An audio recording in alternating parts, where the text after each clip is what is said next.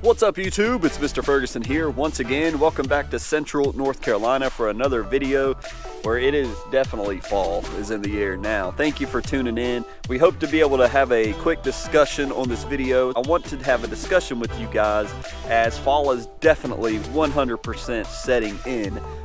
It's crazy. We're out here and it's in the 40s. Tomorrow, when this video is coming out, the high tomorrow is going to be 58. I can't tell you the last time we had a high of 58 here in North Carolina. It feels like it's been forever. But as you guys have seen in the last several videos, we've been doing it here at my home, in my lawn, where some people are going to think this guy is psycho. In one video, this guy's talking about how his lawn is a mess, and then 3 to 4 videos later, he's like, everything's looking better. But it's so true. Until we really get the cold air and the temperatures dropping and the season truly changing, the grass responds to that. We're still, before that, when we're still having 80-degree days, we're still having 65-degree nights, the grass is still like in that summer mode. Does that make sense? I hope it does. And it's not fully getting the green look to it with the fertilizer. It's not the same. It's just not the same. And that's what I've got to remember this for next year. There is absolutely no point in trying to rush the seeding process when the temperature, we have to have that change, and it's a very sensitive thing to do. All the seed that I've been planting in the past week has been germinating in 3 days because it's the right time to plant seed. You can't rush that. You got to allow the way God intended things, the seasons to change, the weather to change, the temperatures to come down consistently, and then things begin to improve naturally on their own as God intended it. My lawn is just naturally coming to life, and the holes that I was struggling with during the summer, like, why isn't this filling in? It's frustrating, idiot, because you're not doing it at the right time. And that's literally the point. I'm almost shaking in a sweatshirt. It's crazy. I love it. But just to quickly show you guys, for those that may not always watch my videos, here's a prime example. We've struggled this season with this whole section. We overseeded this entire lawn, and yet we had all these holes and gaps and things, especially here where we was trapping a lot of water and moisture, and everywhere. I'm not going to go and show you all of this, but this is a great example that all these areas we now have the baby grass coming up, and so everything is starting to sprout, to grow. Some of it sprout and pout. You've heard that, where it comes up and then it just kind of freezes. But all the little gaps, this was way worse. If I've got a picture, Mr. Ferguson put it here, of how bad this middle section was when we was having all the rain and the moisture. It was very, I know it doesn't look good now, but it looks much improved from when we were overseeding. And so everything continues to fill in.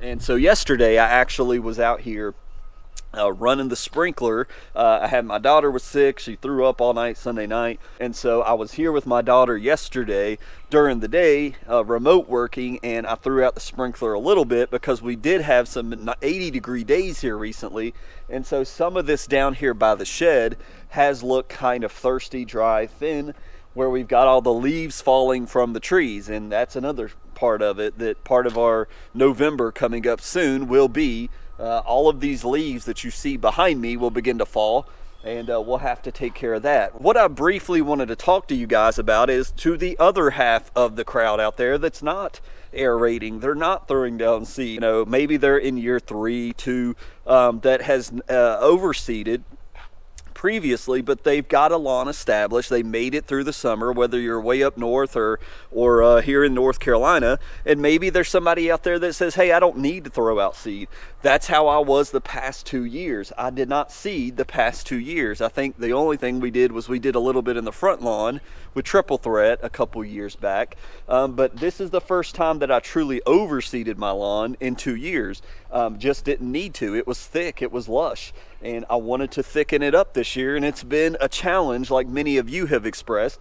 But for those that are not throwing down seed, you may be looking at pre-emergent. Well, I hope that this video finds you in a place where you've already done that, because I keep throwing this stat out because this is pertaining to North Carolina specifically.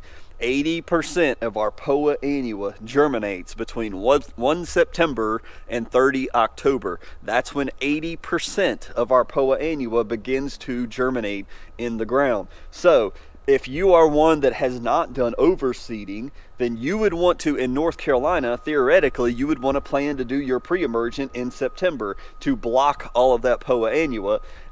But for us that have been overseeding, I know a lot of people, I've seen comments here and there, and that's why I feel like I needed to make a pre-emergent video, is no, I'm not putting down any pre-emergent besides what we've talked about with the Poa constrictor, which is more of an ethofumicate, something that's safe for overseeding and all that, to where we can put that down and take a chance at possibly suppressing and blocking some of that Poa annua. But it's not a prodiamine or dithiopyr type pre-emergent.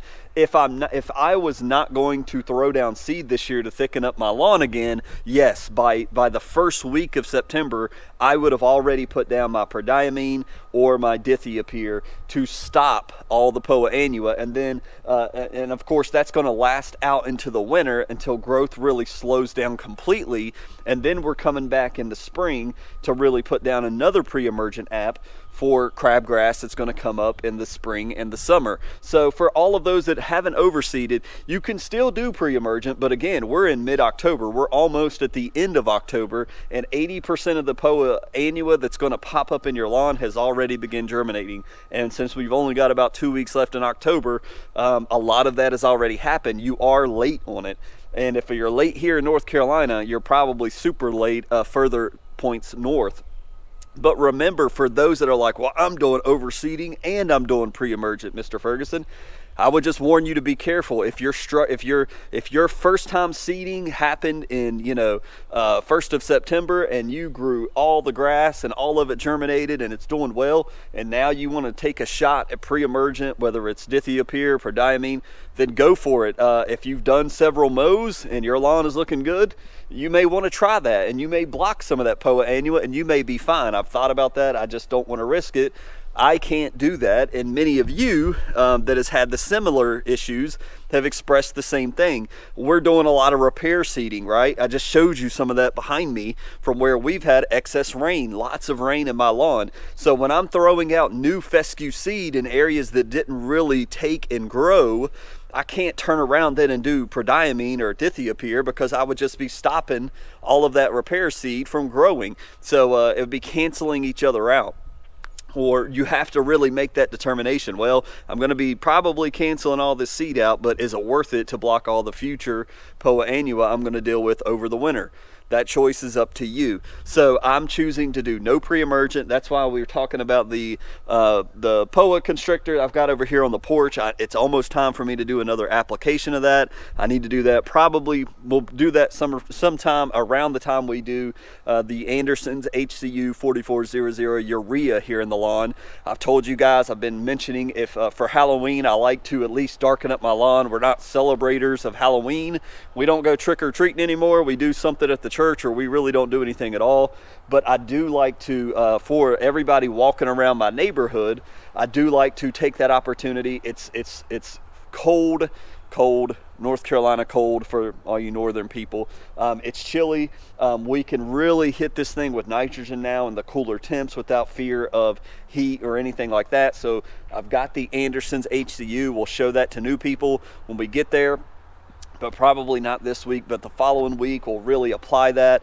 Either I might do it by granular, by the Earthway this year instead of spraying it. I really prefer to spray it, but again, with the tip issues I've had, I really almost don't want to fool with it and miss some areas and have discolorization and all that. So, but I may do it by granular just because I never have before.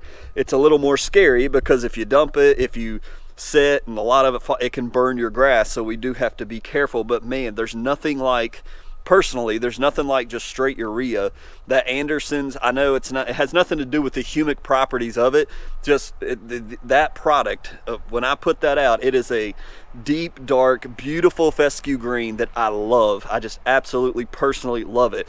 Now, some of you have mentioned the other thing with that, and we're kind of getting away from pre-emergent, moving to fertilizing. A lot of you have mentioned heavy fertilization. heavy nitrogen can lead to possibly opening up to poa-triv. I don't know that to be true, but it could be. So I'm not going to go crazy hard. I mean, the color is already looking good, and hopefully on this camera you can see behind me, whether it's in the sun or the shade here, the color already is looking decent. We just have gaps that we want to, and I need to mow also.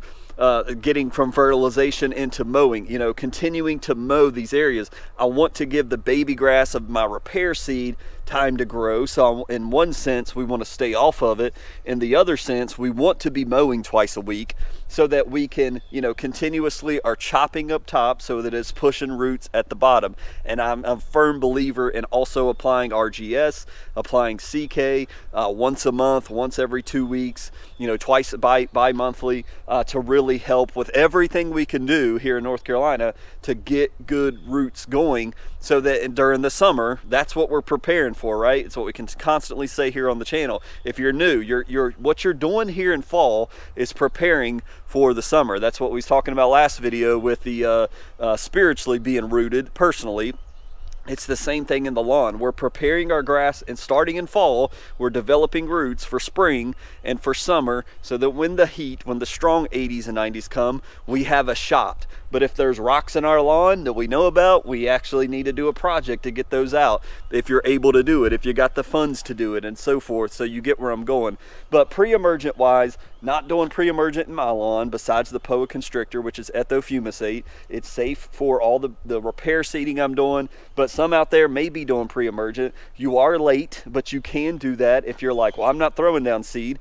Prodiamine, dithiopyr, you can spread that, stop some of the POA, but really it feels kind of late. And so that's just my thoughts on fertilizing, what I'm going to be doing fertilizing soon, what we're going to be doing pre-emergence and all of that with ethofumicate, and then also mowing. Today it's still wet. You need to get out here, mow and mow and force myself. I don't want to mow. I don't know what it is. I'm ready to stripe it. I might put the striper on today, actually, guys. It is cool enough. 58 degrees is a high tomorrow. We are going to get up to 76 next week, but I feel like we're safe. But again, with the baby seed, we got to be delicate, and so got to use some caution there. So from Central North Carolina, we're going to wrap it up there. Thank you guys so much for checking out just this talk today. I did check out the project lawn. I've got some concern over there now. All of you that was talking about the ryegrass, you may be more right than you know. I was shocked. It looks like we've got some withering, and I don't know whether it's lack of water. We had a lot of water and then the water cut off and it needs water, or if some of that ryegrass got fried with the shallow roots. We may need to look at possibly throwing down some more fescue out there. Well, hopefully I'll be able to film Wednesday, show you an update on Friday's video. But for now, we're looking good here. God bless you. Hope you guys are doing well. We'll see you next time.